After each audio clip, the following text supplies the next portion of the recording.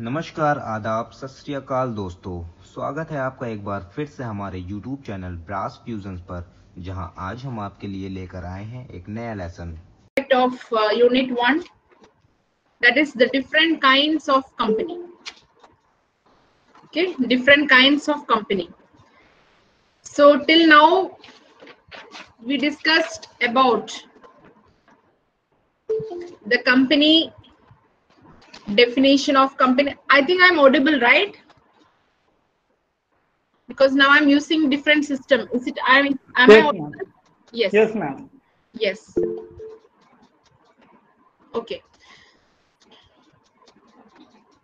So so far we covered what is a company, definition of the company, then the difference between the company with other association. So other association, we have given stress on the partnership, private public partnership, then the sole trader.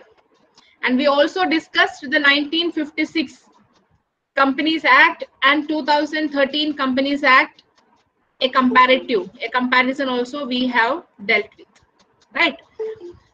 And the next aspect that is part of our first unit is, before we start discussing the case laws, relates to the different types of companies.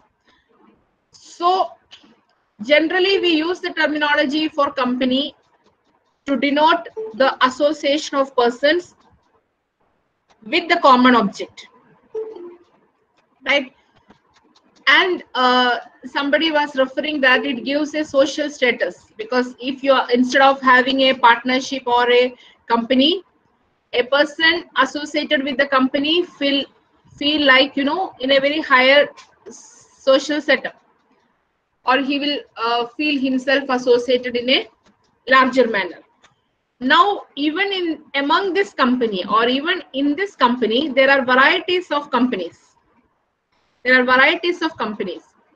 So but always when we refer or when hear the name of the company, we get a picture in our mind as a very, you know, vast association, or you know, having wide infrastructure and the related things to it.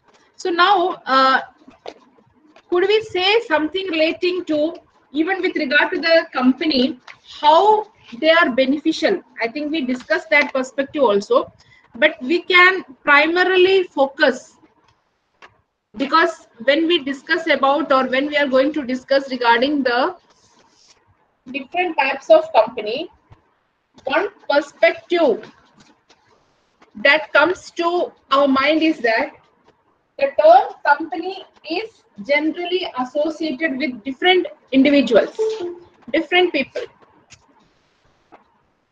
and according to their capacity, the terminology used for the company vary.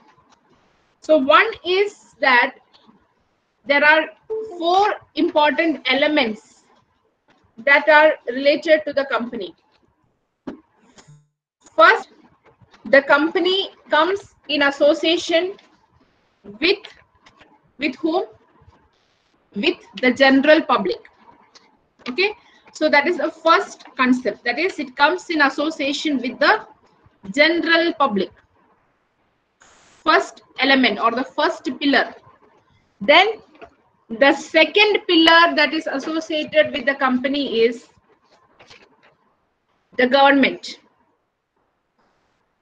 So just like in your constitution there are 4 pillars, when it you know, when a company is considered or when a company is discussed, it has the pillars starting from the public. We can also say that the specifically relating to the shareholders. So the first branch that is associated is the shareholders, who are directly associated with the company's function. Second, as I told, it's the government. Then third deals with the consumer, that is consumers associate, that is bulk of the society are the consumers. Then the fourth pillar or the fourth people are the creditors. Creditors are the persons who provide money for or finance to the company. When the company is raising its capital, apart from the shareholders, there are creditors who give or invest the company with, of course, not free of service. They will provide or they will get the interest. So creditors are there. And the fifth and the fifth pillar without which the company will not function, they are the workers of the company.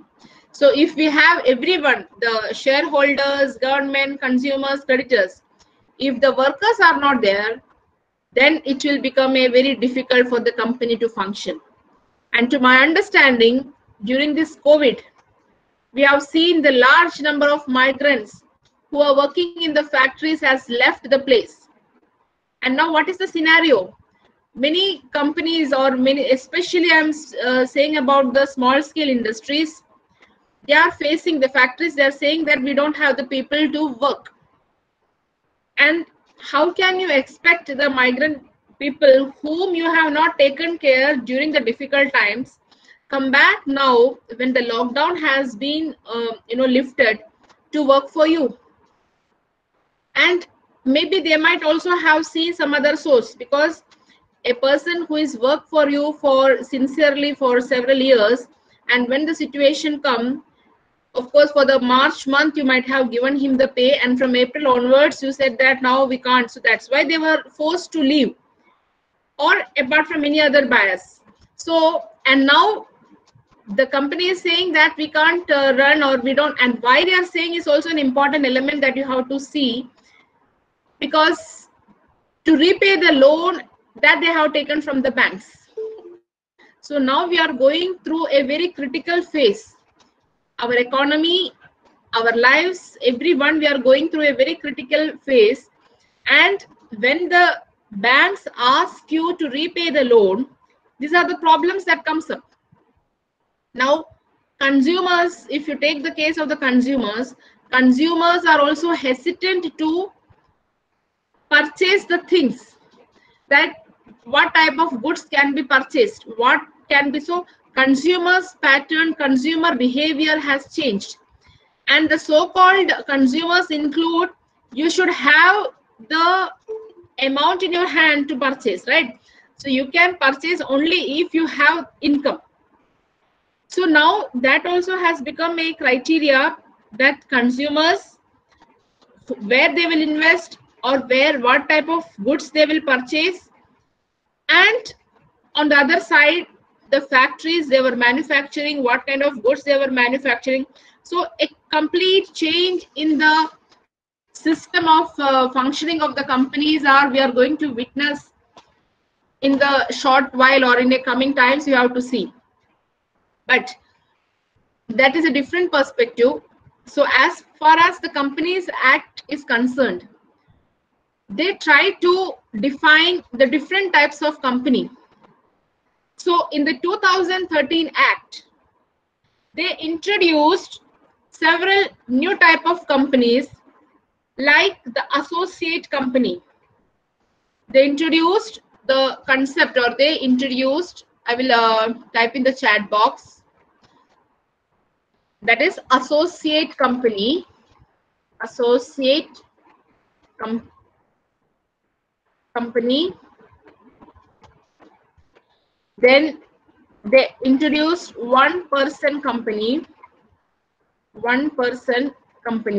All these are introduced as part of 2013 dormant company.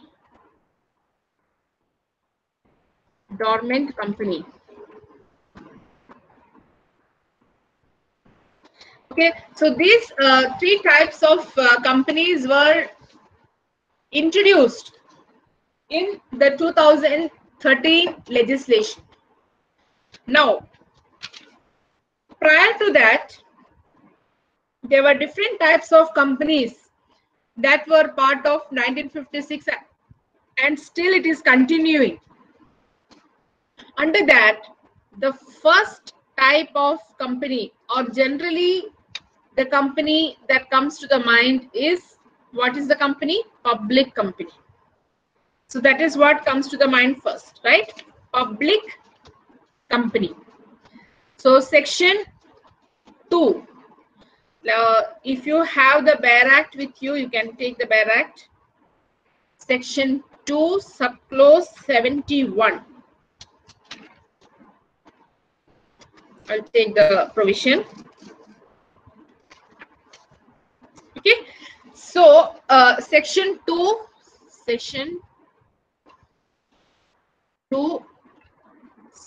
subclause 71.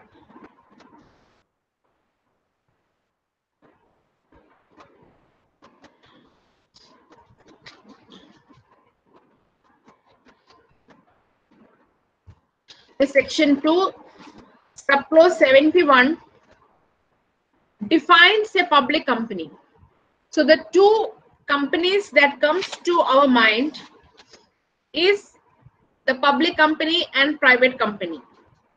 And remember that the different types of companies are not something that is created judicially, or that is not created by the judiciary. Judiciary has only laid down the principle of separate legal entity. After getting that separate legal entity principle enshrined in the company law, the Companies Act or the legislation defines the different types of company. So all the companies which we are going to discuss is part of the legislation, either of 1956, which is still continuing in 2013, and it is nothing relating to something that has been founded. Of course, there is some companies which are not legally or statutorily defined, but that kind of companies are also existing. Like when we terminology used like the shell company, vanishing company, these type of companies are used or defined because of their usage, but it is not statutorily got recognition in the legislation. So the public company, as per section 2 subclause 71, it defines that it is a company which is not a private company. See what a beautiful definition. A company which is not a private company. So you should know what is a private company in this, right? Then another element of public company is has a minimum paid up share capital, and this minimum paid up share capital always get changed. It's not the same thing that will be continuing. So as per the 2015, the words 5 lakh rupees or higher paid up capital has been omitted.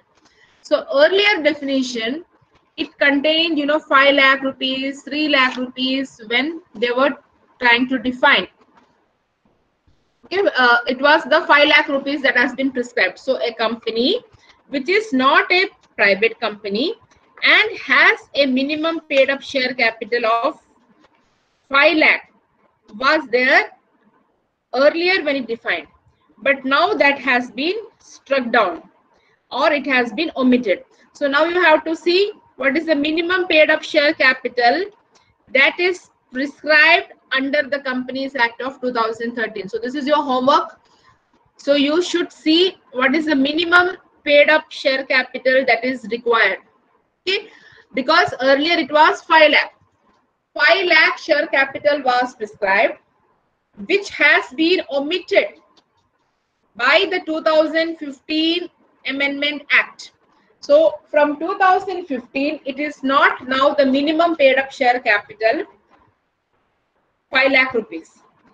Now to continue with it, provided that a company which is a subsidiary of a company, not being a private company, shall be deemed to be public company for the purposes of this act, even where such subsidiary company continues to be a private company in its articles.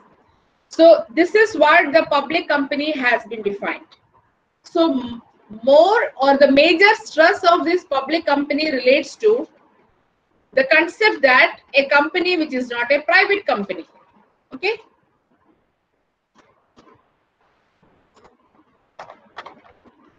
a company which is not a public private company, and of course subsidiary company but not part of a private company, then it will be treated as a public company. Now coming to now what we have to understand or what we have to see is what is then a private company, because we have seen the public company is giving more importance or stress to section 2 subsection 68 section, okay, this is section not number 2, section 2 subsection 68. It defines a private company. So here again, what happened after the 15th Amendment Act is that earlier, even for a private company, they mentioned that a paid up share capital of 1 lakh rupees was there prescribed for the private company, and 5 lakh was the minimum prescribed capital that is required for a share capital for a public company. Now both this has been omitted, or both has been, now after the amendment they have changed it. Like I told you that earlier it was the 1 lakh rupees for initiating the insolvency provisions. Now they have increased it to 1 crore. Now, so it's your homework to find out what is the minimum paid up capital that is required for a private company or the public company. What is the minimum paid up share capital? Now, so earlier it was 1 lakh or 5 lakh. I think it's stuck down. Earlier for a private company it was 1 lakh, and for a public company it was 5 lakhs. Okay, for a public company. But now the Amendment Act of 2015 has scrapped or deleted this 5 lakh and 1 lakh from the statute. So now you have to verify whether there is any prescribed capital for private and public. You got it? No, ma'am, it is not verified, not prescribed in any rules. Nothing is prescribed after that. Yes, after that they have not. So now this is a question that we have to ponder upon. Now, how will you define it now? After the 2000, so now you have to again refer to the 2019 and 2020 also Amendment Act is there. Okay, so just do your own research to find out, and then we will discuss this minimum capital again. So for the understanding, earlier it was 1 lakh, 1:5. That is 1 for the private and 5 for the public. However, after the 2015 amendment, they have removed this. So coming back to the definition of the private company, and because they says that it may be prescribed, so it's not shall, the word used is may, it is not shall. So it is not mandatory that there should be a prescribed minimum capital. That is the gist. If we just go on interpreting the provision, the terminology used is shall. The terminology used is not may. Okay, it is used may. So that means the government, the central government, may prescribe the minimum paid up share capital. And where in case of the private company, it's articles. So articles of association is the most important document that is required for a private company to function. And if you remember my earlier class, I told you that for a private company is similar to our limited liability partnership. Do you remember it? It is similar to the limited liability partnership. Why? Because in both the cases, they cannot take the investment from the public. They cannot sell their shares in the public. The advantage is that with regard to their limited liability principles.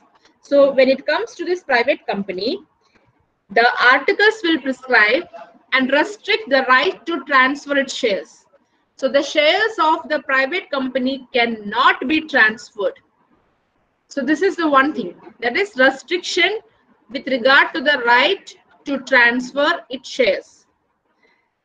Then in case of the total number of members that can be associated with the private company, except the case of one-person company. Now we will be discussing the one-person company. What does it mean?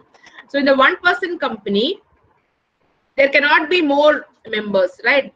So in this private company, the limit of the number of members are 200. So in this 200 also, they have given an explanation, that is section 2 subsection 68, again sub provision 2. It says, except in case of one-person company, limits the number of its members to 200, and provided that where 2 or more persons hold 1 or more shares in company jointly, they shall, for the purpose of this clause, be treated as a single member. Say for example, if husband and wife, husband and wife, they are holding the share jointly in a particular company, in a company, especially the private company, then both of them will be treated as a single person, not as two, because they are holding the share jointly. So in this 200 scenario, that is the slab, 200 is the maximum. So maximum 200, if the two persons are holding more shares, 1 or more shares jointly, then they will be treated as a single member. Then another aspect which is very important is that who all will not be included in the number of members. So when we are counting the number of members as 200 in a private company, please underline and keep it in your mind locked. First, with regard to the restriction on the right of transfer, that is, you cannot transfer your, there are restrictions to transfer the share. Whereas in the public company, you can easily transfer your shares without any restriction. So here there is a restriction that whom you can, offer it. So here restriction signifies, right to transfer signifies, it does not mean that you cannot transfer at all. Depending upon the articles, what is the clause that is written in the articles of association, you can transfer it, but it is restricted. Then the maximum is 200. However, in this 200, there are certain persons who are excluded. One is the persons who are in employment of the company. That means the workers of the company. Okay, they are not part of the 200. Then the persons having been formerly, that is the past employees, persons having been formerly in employment of the company, where the members of the company while in that employment and have continued to be members after the employment ceased. So the past employees, persons in the employment, then the joint people or the joint name as treated as a single member, they are not included in the number of members. So 200 will exclude these people and from the purview of it. Then the third important feature of a private company is that it will prohibit, or it prohibits any invitation to the public. It prohibits any invitation to the public to subscribe for any securities to the company. So this is the important element. That is, there is a restriction, prohibition to invite from the public or subscribe the securities of the company. So the company cannot issue the shares. A private company cannot issue the shares in the public in order to raise their capital. So the two important companies or two important elements under the Companies Act relates to, first, the private company, and secondly, the public company. And public company, private company, and all these companies, of course, are discussed or defined. I will say it is defined under the statute, that what will amount to private company and what will amount to public company. Section 2, subclause 20, subclause 71, and section 2, subclause 68. So these are the two types of company. And now, based on this, what are the distinctions that are highlighted or that can be highlighted with the private company and public company? So the first distinction relates to the minimum paid up capital. So now, earlier it was 1 lakh and 5 lakh, and now in both the aspects they have differentiated, or they have what we can say, they have scrapped or they have amended. Second distinction is that in case of the private company, there is a restriction relating to the transfer of shares. Transfer of shares will not take place in case of the private company. So this is the difference. Whereas in case of the public company, the shares can be transferred easily. Okay. So the first is relating to the minimum capital. So advantages and disadvantages of a private company and a public company. What are the difference between a private company and public company? So with regard to this particular question, if the question is asked, what are the difference between the private company and a public company, then what are the salient features of a private company and public company? The first is relating to the minimum paid up share capital. Secondly, it relates to the restriction relating to the transfer of shares. In case of private company, shares are easily transferable, whereas in case of public company, shares are not easily transferable.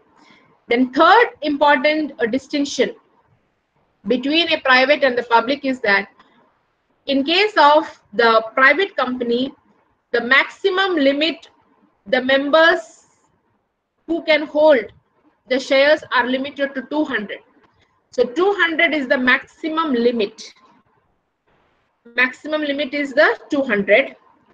And how it differs from the public limited partnership, that is limited liability partnership, is that in case of limited liability partnership, there is no maximum prescribed members. Maximum is not there. Whereas in case of the normal partnership firm, as I told you, 100 is the maximum that is prescribed again under the Companies Act of 2013. But as per 2014 Companies Miscellaneous Amendment Rules, Rule 10, the minimum number of members are restricted to 50. So now for the partnership 50, whereas in case of it is provided 100 in case of the Companies Act 2013. Then for the limited liability partnership, there is no such maximum prescribed. But in case of the private company, 200 is the maximum. And as you know that for the public company, there is no maximum limit. It is unlimited. Unlimited people can become the shareholders. So third is the maximum and the minimum. Then the fourth difference is that the private company cannot invite or they cannot subscribe shares from the public. They cannot invite or they cannot subscribe public shares. Whereas in case of the public companies, they can always, or they are free to issue the shares or prescribe the shares or invite the public to prescribe or subscribe to their shares. So these are the important distinctions between a private company and a public company. So the public company as such is not defined. However, it defines in a short manner that a public company which is not a private company. So that's it they are saying about a public company. And also when it comes to the question of subsidiary company, it says that it is not being a private company. but it will be deemed to be a public company for the purpose when there is subsidiary company continues to be a private company in the articles. So articles of association governs the rules and regulations for the private company more, whereas in case of the public company, the memorandum of association, MOA, and of course articles of association is also there, but this articles of association is related to the internal management. It is relating to the internal management of the company, whereas for the public dealing, it is the memorandum of association, which is the charter of the company. Okay, so any doubt with regard to this? So far we have discussed. You're free to ask the doubt if you have. Could you please repeat the fifth one, the last one? Last difference? Yes, ma'am. Fifth. Fifth, it says that you cannot invite, or you cannot, a private company cannot subscribe shares. Cannot subscribe shares from the public. In case of a private company, they cannot subscribe, or else we can say invite shares from the public. Whereas in case of the public company, they can invite and they can subscribe the shares from the public. That means they can go or they can accept the public investment in case of a public company. Whereas in case of the private company, they are prohibited to offer the shares to the public. So it is only limited. So private company works in a very confined manner, very limited manner. Is it clear? Ma'am? Ma'am? One minute, yes. Jasleen, I'm coming to you, Sumit. Yes, Jasleen, yes. Yes, ma'am. Can you please repeat what you said about the subsidiary company? When would it be a public company? I think I missed it. So, see, we have the difference of subsidiary and the holding company. Okay, as such, section 2, subsection 87 defines. But this subsidiary, when I referred, is the subsidiary that is mentioned under section 2, subsection 71. Because according to this, what they say is that a company, because the public company has not defined what public company signifies. It says that which is not a private company.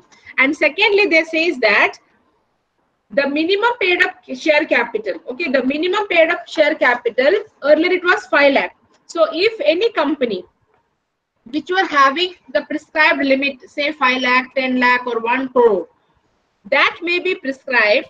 How? Depending upon that company which is subsidiary of a company. So X company is there. Okay, but how, whether it is a public or a private, how will you decide? If that company is having the minimum paid up share capital that is prescribed, and it is not a private company. A private company has been explained in section 2, subsection 68, which restricts the right to transfer. You're getting my point? Are you able to follow? Okay, so it restricts the right to transfer and the associated, that is, they cannot invite the from the public. So if a company is having a more than 5 lakh and it is deemed to be, so what they are saying that even if it is a subsidiary company, but if it fulfills the above portfolio, then it will be deemed to be a public company for the purpose of the Act of 2013. That's what it says. Even where such subsidiary company for the purposes of this Act even continues to be a private company in articles. So in short, it means that if the articles of association of the company has restrained all these things, however, if the subsidiary of that private company is having the more than 5 lakh capital, okay, for that 5 lakh, then it will be treated as a public company. That is how it need to be interpreted as per section 2, subsection 71. Is it clear? But ma'am, when they've scrapped this limit of 5 lakh, then why are they keeping it for a subsidiary who might be a subsidiary of a private one? No. So that's the homework I told you, that now they have scrapped this minimum paid up share capital. But now how they are continuing, you just see the 2020. Okay, amendment that they are bringing, as well as after 15 in 2017, as well as 19. Okay, They ma'am. have made the amendment. So now you have to check it. I'm not saying it right now. You please do some research and find it out. Okay, ma'am. A company cannot be incorporated without any minimum or paid up share capital. So that 5 lakh limit has been scrapped or amended. So now at the latest, how they are doing it. So you do some research. I will help you out later on, but just do some your own research, so that practically also you will learn. Now that's why I'm not telling you right now. Okay, ma'am. Okay. Thank you. Yes, Sumit. Ma'am,